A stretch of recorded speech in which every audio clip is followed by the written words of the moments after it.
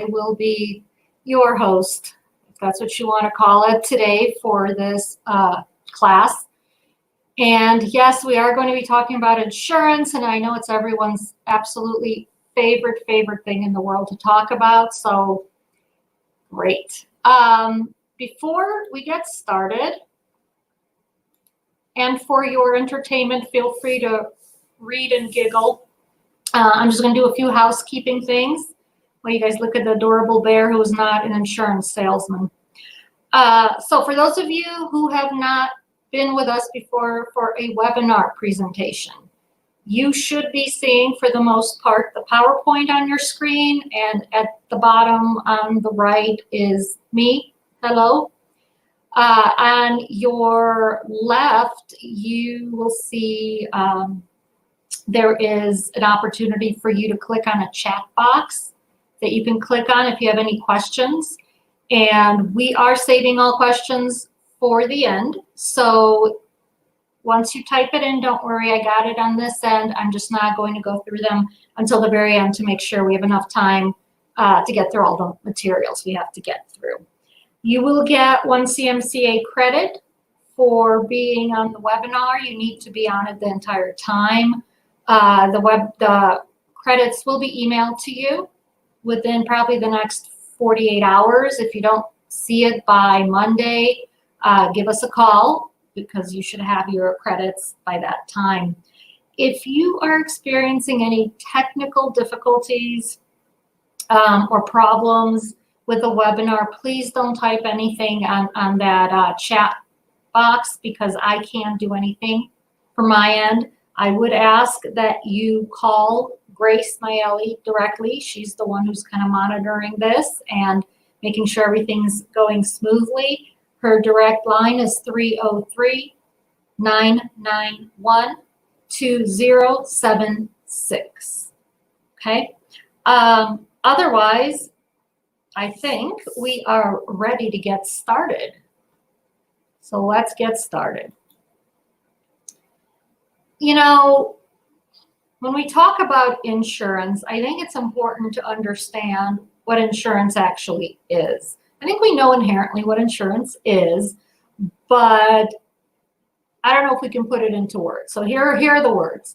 It is an insurance policy is a contract. It's important to remember that it is a contract, which means what's covered, what's not covered, how things are covered. It all has to be spelled out in that document, just like any other contract. And the purpose of an insurance policy contract is to transfer the risk from the association to the insurance company, as far as paying for damages, paying for legal fees, based on certain events, right? So we could get sued for something. Someone isn't happy that you didn't open the pool and they sue the association. So without an insurance policy, the risk is all on the association. You would be the ones who would have to pay for an attorney to defend you in court.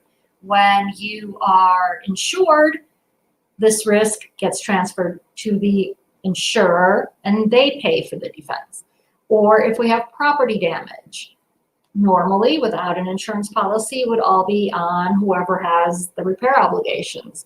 But with an insurance policy, it gets shifted to the insurer. So that's really what we mean by indemnifying and by guaranteeing against loss. It doesn't mean nothing's going to go wrong. It just means if it does, you've got this contract here where someone else agrees to actually pay for it. So why do we have insurance? Well, one reason is it's required by law, at least for post-Kiwa communities. Communities created after July 1, 1992 are all required to carry insurance. So that's one reason why you'd want to have it. And also most governing documents require insurance. Now, honestly, if you don't have anything that requires you legally to have insurance, you still need insurance.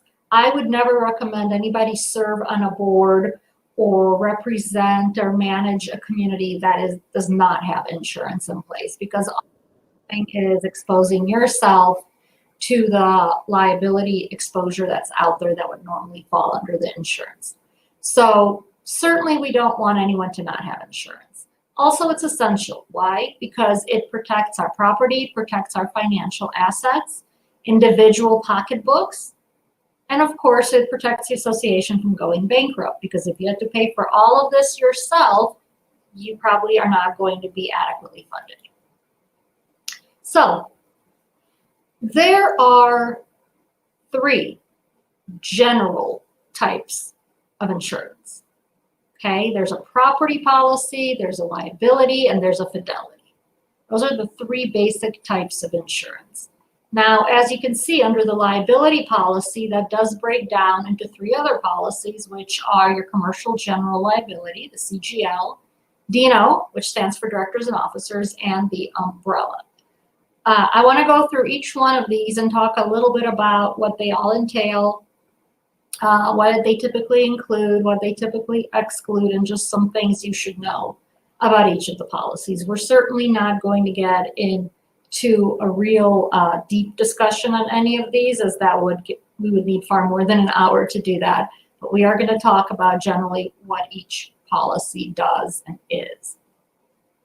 So let's talk about the property policy. It's also called hazard insurance, by the way, if you've heard that term thrown around. It's basically a policy that protects the physical property from hazards that cause damage. That's what it's called, a hazard policy. So the thing to remember with property policies is you have to have physical damage for it to come into play. And it has to be physical damage to a portion of the community. So whether it's a fire, whether it's wind and hail, whether it's something else, it has to be something that causes property damage in the community. So the question is, what do we as an HOA have to cover on our property policy? Well, the first obvious point is whatever your declaration says you have to cover, you're going to cover. We are going to talk about a couple exceptions, but for the time being, it's whatever the declaration requires. Anything that's owned by the association, so obviously personal property, if the association actually owns land and it's not a common element, but it's still land in the community, that has to be covered. Common elements, all common elements. So think about that. This is for post-Kiowa communities. So if you're created before July 1, 1992,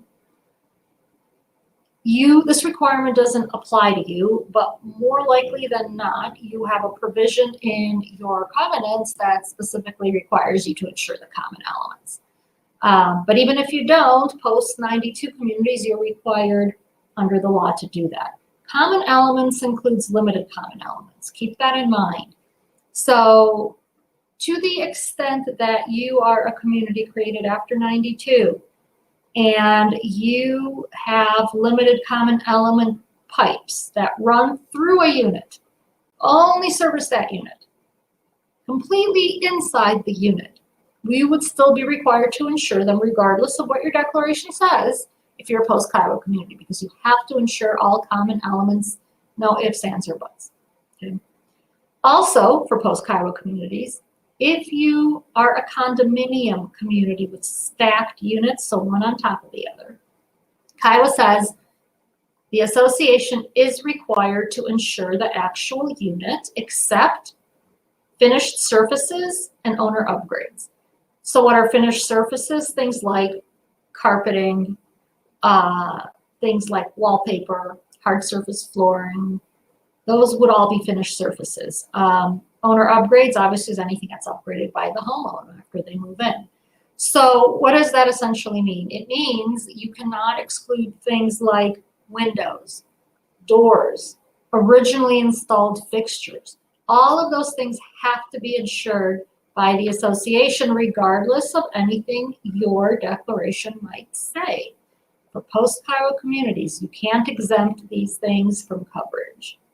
Okay? So again, that's an important thing to remember, because we do see some communities that were created after 92 with their covenants that say that the homeowners have to insure portions of their unit, and that flies in the face of this Kiwa provision and is not enforceable. And the association still retains that obligation. What else is required? Again, whatever the declaration requires, we're going to do. Kiwa has a few requirements of its own for, again, post-92 communities. Full replacement value minus deductible. What does that mean? It means you should have enough coverage to be able to pay for a complete replacement of whatever the component is, minus whatever the deductible is. So you have condominium buildings. One building burns down, you have to have enough coverage that it's enough to pay to rebuild that building and bring it back to the way it was, of course, minus the deductible amount. So that is a requirement under Kiwa. I've had situations where boards wanted to insure for less than the entire value because they wanted to save money. And they said, well, if we insured for half the value, we have enough in our reserve account where we could pay the other half if we need to. Well, guess what? You can't do that if you're a post-Kiwa community because we have a requirement that says you got to insure for full replacement value. And if you don't, you're in violation of the law. Insurance proceeds must be used for repairs. What does that mean? It means you can't take the money and say, I'm just going to pocket it for later because I don't think the repairs are really, I don't think we really need them. I think we'll just save that money and put it in our reserve account. You can't do that. You have to use it for repairs. You don't have a choice. No payment to owners unless there is a surplus. So this one is really important because how many times have you had homeowners come to you and say, hey, you know what? I want to use my own contractor. So just give me the insurance funds and I'll just use it to pay my people. And sometimes associations end up agreeing to do that. Well, if you're post-92 community, you cannot agree to do that because that is against Kiwa. Kiwa says you cannot pay anything to the homeowner unless we have a surplus. So homeowner wants to use their own contractor. Hypothetically, we want to allow that. Okay, well, let's have an agreement in place that says, go ahead, homeowner, retain your contractor. We will pay the contractor directly up to this dollar a month because that's all that insurance paid us. So you want to make sure the association's covered if you are agreeing to pay the contractor directly that the homeowner gets. But no checks to the homeowner unless there's a surplus. And honestly, I don't know that I've ever seen a surplus. Very, very unlikely. And then association policy is primary. So that means if the association insures the hardwood floors in a unit, maybe we're not required to, but we're insuring it anyway. Our policy covers it. And the homeowner insures the hardwood floors in his or her unit. And there is a fire and it damages those the flooring, and the homeowner says, hey, HOA, can you submit a claim for this? We have to submit a claim for it because we have the primary insurance. We can't go back to the homeowner and say, well, no, it's inside your unit. You submit the claim first to yours. We're always going to have to exhaust our policy limits before the homeowner is obligated to submit a claim to their policy, to their insurer. So even if, and I know this comes up a lot, even if the homeowner caused the damage, it doesn't matter. If we have the insurance coverage on it and damage is higher than whatever the deductible is, we are obligated to turn it over and utilize our proceeds before the homeowner is obligated to utilize proceeds from their insurance carrier. All right, let's talk about a few exclusions that you might see in the policies, for the property policies. A cow in your car, that would be an exclusion for sure. But let's talk about other stuff. So typical exclusions, and I suspect some of this you already are aware of. So groundwater, demolition, debris removal, code compliance, increased cost of construction, accounts receivable, foundations. These are just some examples. So let me talk about these in a little bit more detail. Well, groundwater, we know, is excluded. There's flood insurance that associations can purchase, but you know, that also may not cover everything you think it does. So you should make sure you talk with an insurance agent about that to make sure that it is what you think it is. Demolition. So this is a fun one. I always have fun talking about this one. So let's say there's a fire. I always go back to the fires. There's a fire, and about 70% of the building burns down. And that means we're essentially going to have to build it up from scratch. So before we can build up the new building, we really are going to have to tear down what's left of the old building. So that's the demolishing, right? We're going to demolish what's left. Well, that's not going to be included in your property policy. And then once you demolish it, somebody's going to have to come in and remove all that debris from the demolishing. Well, that too is excluded from coverage. But don't worry. I don't want anyone having a heart attack.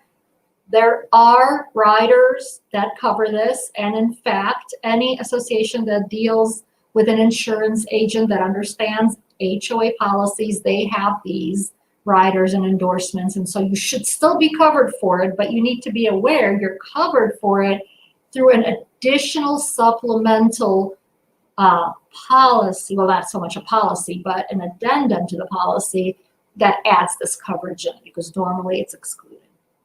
Code compliance, increased cost of construction. So if you have to rebuild a building that was originally constructed in, let's say, 1975, long, long time ago, you might imagine that building codes have drastically changed since then. And to build the same building now and comply with the current codes now is definitely going to be an increase in price.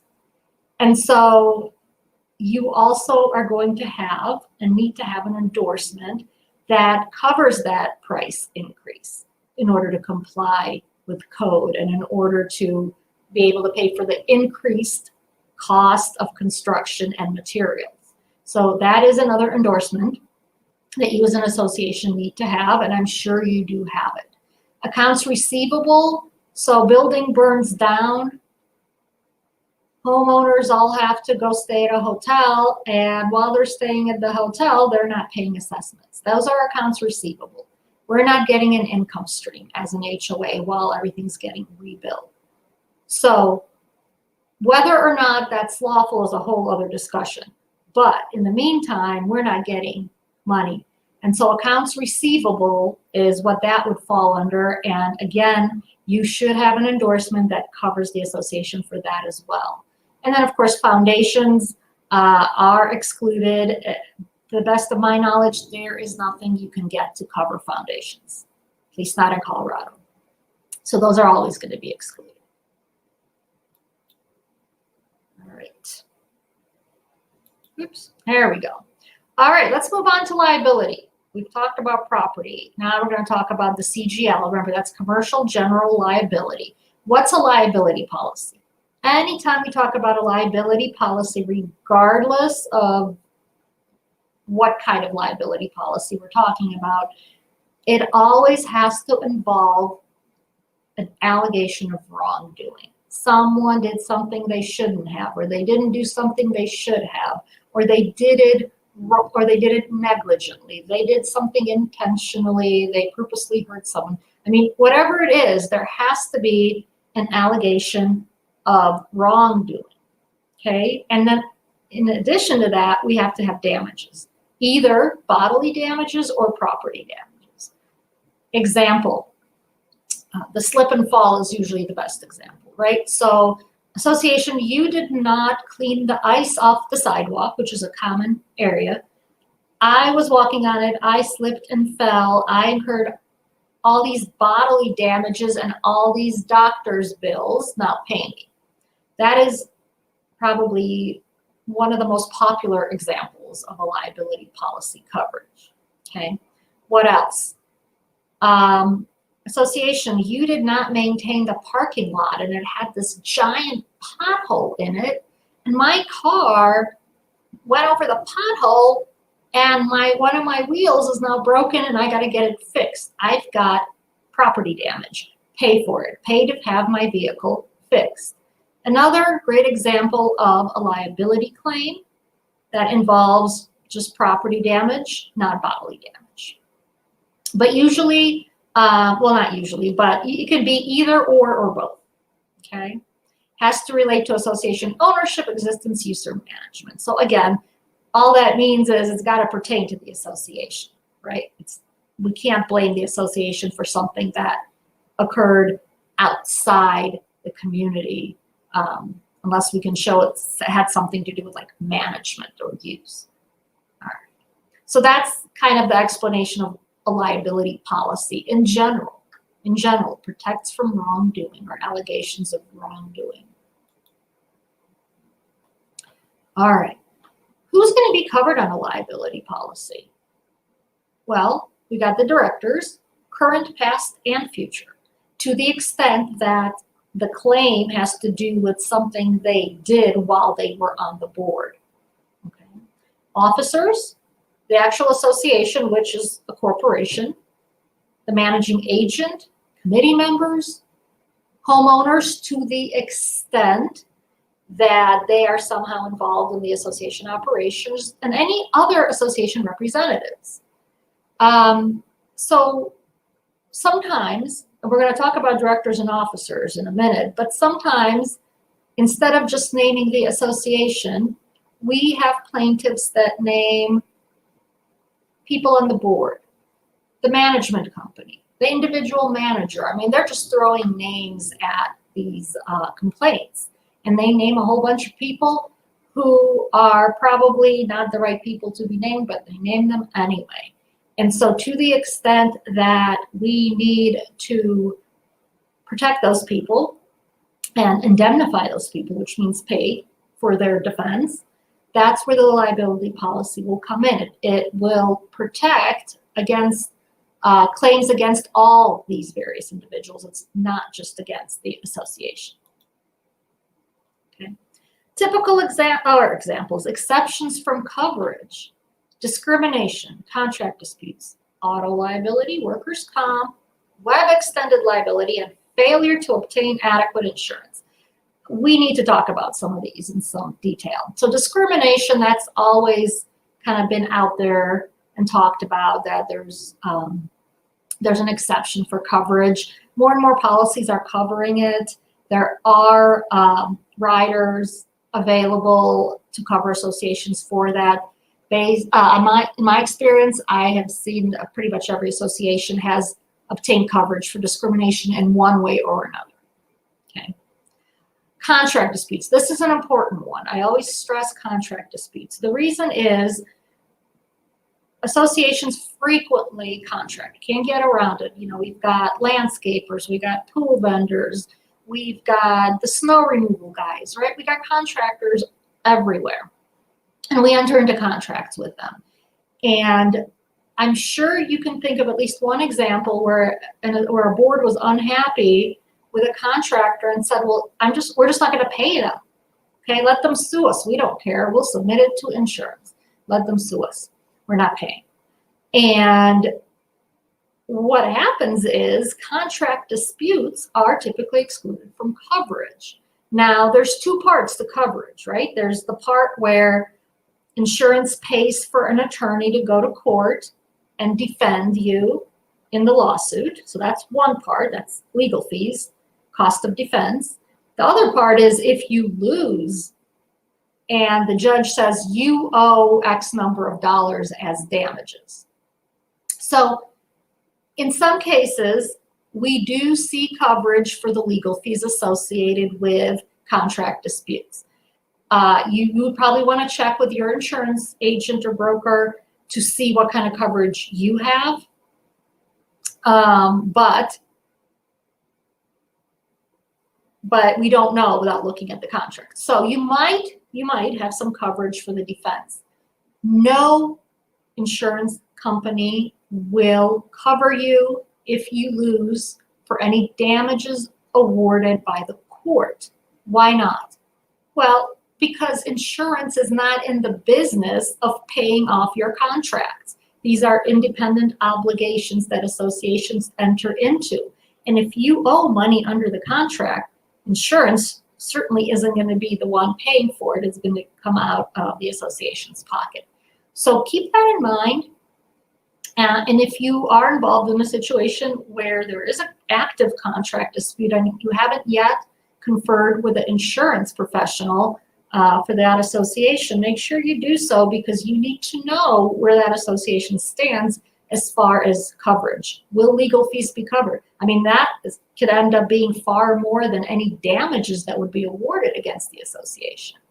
So you gotta know where you stand. Auto liability also is one that's excluded, and there's two kinds really of auto liability. There's owned and non-owned auto. So non-owned auto and owned auto depends on whether the company actually owns vehicles that its employees use, or they use their own vehicles while they conduct business. But essentially, if you are holding, let's just say we're holding physical meetings, even though I know most of us aren't, but let's say we're holding a physical meeting off site in a Starbucks across the street from the HOA. Board member is drunk, driving to the meeting, hits someone on the way to the meeting. So that would be an example of where an auto liability policy would need to come in. Now, a lot of people come back and say, but you know what? That board member has insurance coverage. He has his own coverage. To which I respond and say, yeah, but then that insurer is gonna come after the association to get their money back after paying it, because they're gonna look to subrogate against the association, since this was association business that was being conducted. So again, most associations also have auto liability. It is something that can be added on to your policy. If you're not sure if you have it, you may want to double check, but I suspect most of you do. Workers' comp, that is a whole separate policy in and of itself, so it's not going to be covered in your liability policy. Web extended liability, what is that? Well, most of us have websites now, right? And you publish something in the website, and let's say we know, and please don't do this, we know a homeowner has COVID, and we're gonna publish their name on our website. Oh my God, please don't do this. You're gonna get sued. And that's going to be considered web extended liability. Liability based on something we put on the internet, something we put on out there in that cloud or wherever. And that's going to be excluded in a liability policy, but web extended liability is covered through, in addition to the policy, through a rider. So you should have that as well. Again, if you're sitting there and you're nervous about whether or not your association has it, you can always reach out to the insurance agent to confirm that you have this, but I would be very surprised if you did not. And the last one, which also I think is really important, is failure to obtain adequate insurance. What the heck does that mean? Okay, let me tell you. There are quite a few HOAs that I personally work with that are having a hard time affording insurance because the prices keep going up. Sometimes the boards decide, well, we're going to be absolutely ingenious here, and in order to cut our costs, we're just going to increase our deductible. So, you know, $1,000 deductible, $5,000 deductible, maybe even a $10,000 deductible I can live with. I'm seeing some associations go to 25. I saw one that was trying to go to 50,000. What are you doing if you are going to a deductible that's that high? You're essentially requiring the homeowners to pay for the damage. You're requiring them to self-insure. And so what I've seen happen in those types of situations is homeowners come back and say, hey, association, you're supposed to carry this insurance, but you make the deductible so high that you're effectively not carrying the insurance, because we are always going to have to pay out of pocket. So you did not obtain adequate insurance. And that is an actual claim. And that is something that typically will be excluded from your liability policy. So be very careful when it comes to your deductible amounts and homeowners coming to you and accusing you of not carrying all the coverage, for example, that your declaration requires or that Kiwa requires. Those are all things to be very careful with. All right, so let's talk about D&O. Directors and officers, still a liability policy, right? Still based on wrongdoing. So this one, and it will overlap with the liability policy. It often does. So this one protects against claims of wrongdoing by the board, the directors, and officers. Okay, so it protects all the same people that we already talked about with a regular liability policy, but it is not going to protect the association as a corporation. Okay, that's for the general liability. So sometimes, and maybe you've experienced this, the association gets sued for something, and typically claims will be submitted to both your general liability policy and your D&O policy. And we start seeing them point fingers at each other. This is yours, no, this is yours. And they're arguing over which one of them has to cover it. Honestly, we don't care as long as someone covers it. But you will see that sometimes, that interaction, because frequently they're trying to point fingers at the other policy. Ooh, the umbrella. So what's the umbrella? The umbrella is also liability based, and basically it comes in to add coverage when we have gone up to our limit with our regular insurance. What does that mean? Okay, association gets sued, and this is actually something that happened probably about 20 years ago. I remember this. Association got sued because of a slip and fall in the community. I don't recall if it was that they didn't get the ice off the sidewalk or what, but it was someone who runs every day, and they tripped and they fell and they had all sorts of bodily harm. This was a jury trial. They had a $2 million policy for their liability, which is pretty standard. Jury comes back and awards $5 million of damages. If they had an umbrella policy, the umbrella policy would have stepped in after the initial $2 million got paid out and paid the remaining $3 million. This poor association did not have an umbrella policy. They were very unfortunate.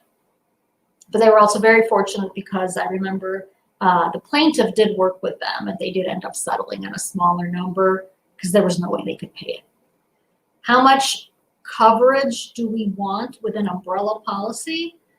I would say 5 to 10 million. That's standard, very standard. So if right now you have liability policies but you don't carry an umbrella policy, I would suggest talk with your insurance provider about getting that, because chances are you will never need it, but if you do need it, you really need it, and you're going to be in a world of hurt with that one if you go over your limits. Fidelity. So Fidelity essentially covers associations from theft of funds. Somebody stealing our money, whether it's forgery, or whether it's they have access to the bank account and they can go in there and they remove some money, whatever it is, theft of funds is what Fidelity is intended to cover. Now, it's supposed to protect us from dishonest acts of who? Employees, directors, officers, agents. That includes managing agents as well. If you were to get a straight Fidelity policy without specifying this is for an HOA, an actual Fidelity policy normally covers companies, corporations, from theft of funds by their employees. If you're working with an insurance agent that isn't well versed with HOA insurance, They may sell you a Fidelity policy that only covers you for theft of funds by employees. Well, first of all, most associations don't have employees. And second of all, it certainly doesn't help you if a board member or someone else embezzles money.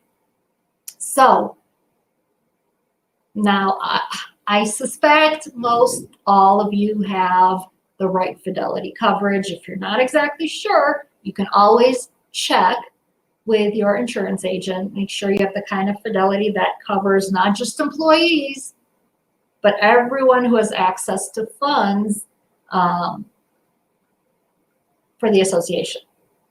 Okay, so that's Fidelity. Now, what's required? Post-Kiowa communities, post-1992. You gotta have, here's the minimum amount you gotta have covered. 2 months of your current assessments, so whatever that would equal, plus everything you have in reserves as calculated from the current budget. Okay, that's a minimum amount is what's required. For condominiums that are trying to get or want to stay FHA certified, FHA requires 3 months of assessments and reserves. So just an FYI there. Now I keep saying post-Kiowa, post-July 1, 1992. Let me clarify what I mean. It's when the community was created. And when was that? I'm guessing a whole bunch of you right now are thinking, oh, it's when the Articles of Incorporation were filed. That's actually not correct. The association is created when the declaration gets recorded. So that's the date you got to look at. The stamp on the original set of covenants. And if the stamp is July 1, 1992 or after, you are a post-Kiowa community and everything is, you're subject to all the requirements. If it's June 30th, 1992 or earlier, you are a pre-Kiowa community. And these insurance provisions in Kiowa will not apply to you. Doesn't mean they're not good to follow. It just means you're not bound by them. All right, so let's talk about other things that are required. And this, again, this is all post-Kiowa communities. Insurer waives the right to subrogation. So subrogation is basically means if an insurance company paid out money for my insured, but it was someone else's fault and they really should have paid it, then I am going to step into the shoes of whoever my insured person is, and I'm going to go after the negligent party and try to collect all my money. So how does this play out for us? What it means is if you have a homeowner who is dumb, okay, let's say they're negligent. Maybe they're not dumb. They're negligent. They had too much to drink. They went to bed. They forgot to put out the candle they had burning, and there's a fire. We're back to the fire. And association's insurance has to pay out a whole bunch of money to get everything fixed. That insurance company cannot then go and sue the homeowner to get their money back. Why not? Well, under Kiowa, homeowners are additional insureds on the policy. So essentially, it's their policy. They are all insured. And that means the insurance company can't go after their own insured. Kind of like if you are driving and you're texting and driving. Not the best thing to do. I think we all kind of do it sometimes, and you hit the car in front of you. It's totally your fault. Your insurance company is going to pay for the damage to your car. They're going to pay for the damage to the car in front of you, and they're not going to sue you to get that money back. It's your policy. That's what you pay to have it for, right? So it's exactly the same thing with associations' policies for property. They can't go after the homeowners. No act or omission by the owner will void the policy. So, like I said, the negligent homeowner who forgot to blow out the candle, that act, the insurance company cannot use that to void the policy. Property losses must be adjusted with the association. This goes hand in hand with a discussion we had earlier when I talked about that the association can't give money directly to the homeowner. You got to use the money to pay for the actual repairs. So this is kind of an extension of that, which basically says the insurance adjuster and the insurance company has to work with the association. The association is considered the attorney in fact for every homeowner who is impacted. And so they have to work with the association, not with the individual homeowners when adjusting the claim. And then kind of the last thing is, and this is by no means an exclusive or an all-inclusive list. There's certainly a lot of other things that Kiwa talks about, but these are kind of the big ones that I just want to touch upon. Associations may adopt written, non-discriminatory policies that deal with the below three things: submittal of claims, responsibility for deductibles, and authority to assess negligent owners the deductible. So without this policy, if you don't have this policy, if you're a post-Kiwa community and you don't have this policy, Kiwa says you can still assess negligent owners the deductible. So that's great, okay? However, Kiwa also has language suggesting that without this policy, associations are obligated to pay deductibles. So if you don't have a policy and there's no negligence involved, under Kiwa, it doesn't say it like in black and white, but it definitely implies that the association should pay the deductible. So for your post-Kiwa communities, I want to make sure, and I want you to make sure that all your post-Kiwa communities have a policy talking about who pays the deductibles, because you don't want it to always be the association.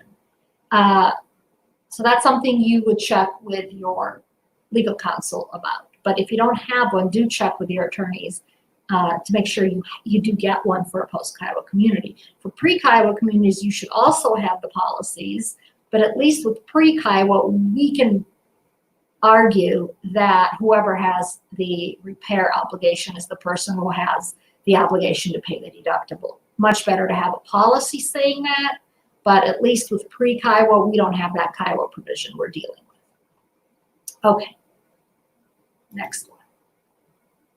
All right, how do we know we are protected?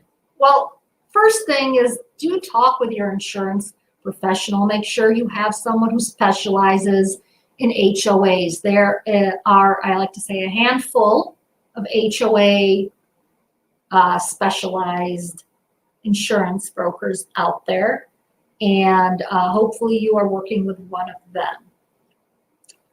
So that's certainly the number one thing you need to do is you want to talk with your insurance agent. You need, if you have questions, because they're the best ones to give you answers. You can have an insurance audit. That's something that the law firm would provide. And the kind of the point of the audit is to go through your insurance policies, to go through your governing documents, and to compare kind of what's required, what do you have, are you missing any of these additional coverages for the accepted items that we talked about earlier? Is there anything that's problematic? It's basically a report from a legal perspective of what are we seeing as far as what the law requires, what your documents require, that maybe isn't all there, right? So I say full or basic. That's only because we offer two types, like a full is a really comprehensive one and a basic is obviously less comprehensive. But insurance audits are, I think, important from at least the legal side. Maintenance and insurance chart, I'm sure most of you have seen what these look like, and this also is something that's prepared by a law firm, and it sets forth maintenance and insurance obligations for all the various components in the community, whether it's the association or the owner. It's a great tool to have. It's something that once it's prepared by the attorneys and the board kind of approves it, that it can be distributed to homeowners, and then the homeowners, instead of calling the association and the manager instead of calling the attorney, they can flip to the chart and get an idea of who has to maintain and insure what. And so it's a good time saver for anyone. So those are 3 things that you absolutely should think about as far as if you have questions about insurance and coverage for your community. I think they're very important, and definitely think about doing those. The irony is sinking in. All right. I am really happy we got done with 15 minutes to do Q&A. So allow me to kind of go through these questions. All right. Well, when a board homeowner / insurance agent wants the manager to tell them what they need for coverage, should we even make a suggestion? I don't like it, even though most of the time it's pretty obvious that they need an HO6. But it's not really my place, and I don't want to be held responsible for people that have a loss and are not covered correctly. The only caveat to that is we have a document that discusses homeowners,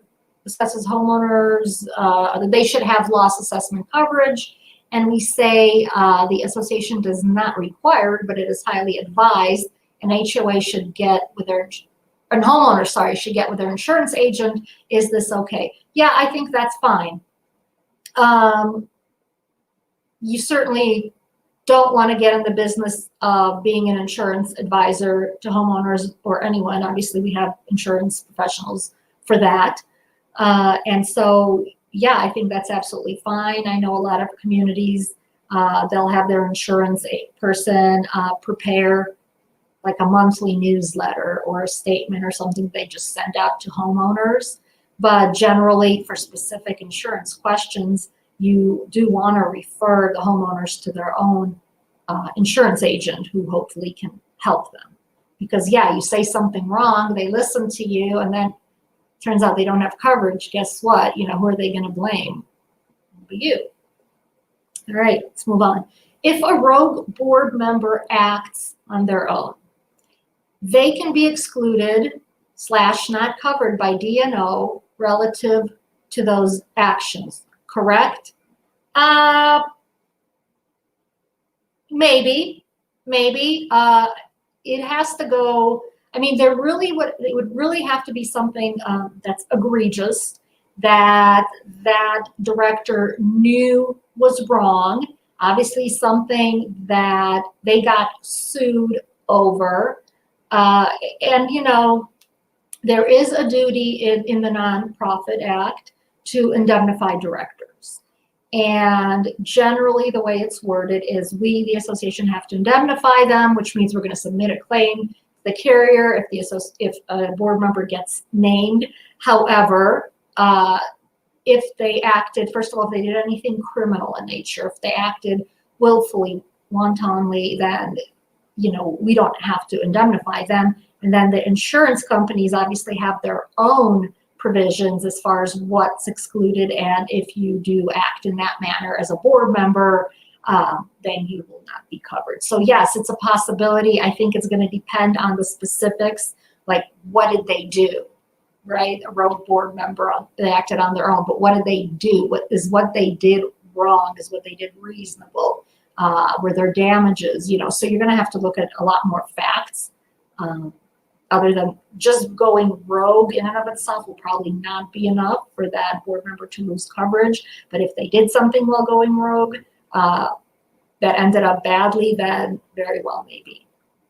Are employees covered by the D&O usually? Associations employees should be covered by the D&O. Basically anyone who represents the association is an agent of the association.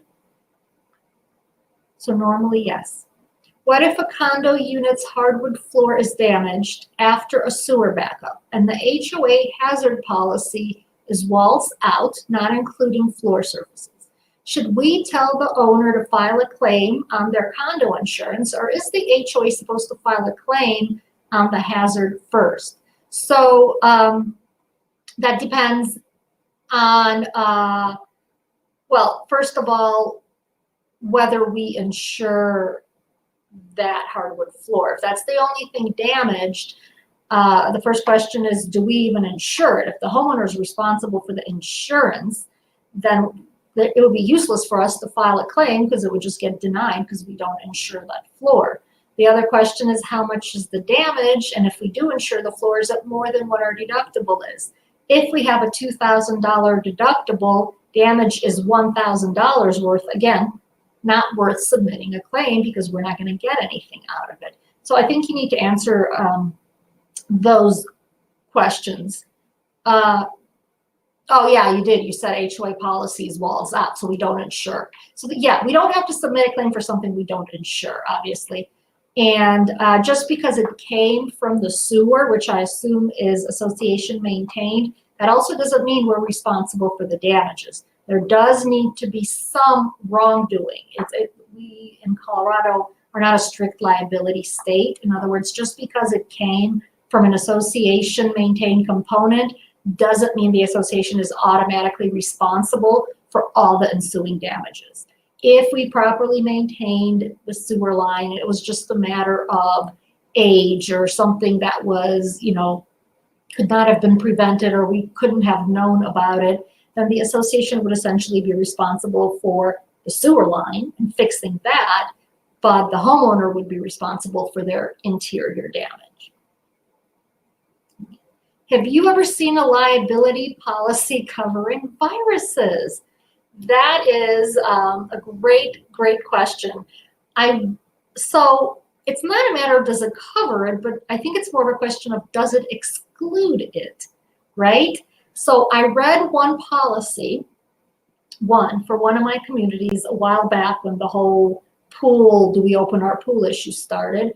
And so that policy, that liability policy had exclusions, as they all do, and it had a bacterial exclusion. And there was no viral exclusion. So in that case, the insurance agent, her conclusion was that they have coverage for COVID-related claims because there's no exclusion for a viral infection. Then I've also heard other HOA insurance professionals say, no, there's never going to be coverage for that.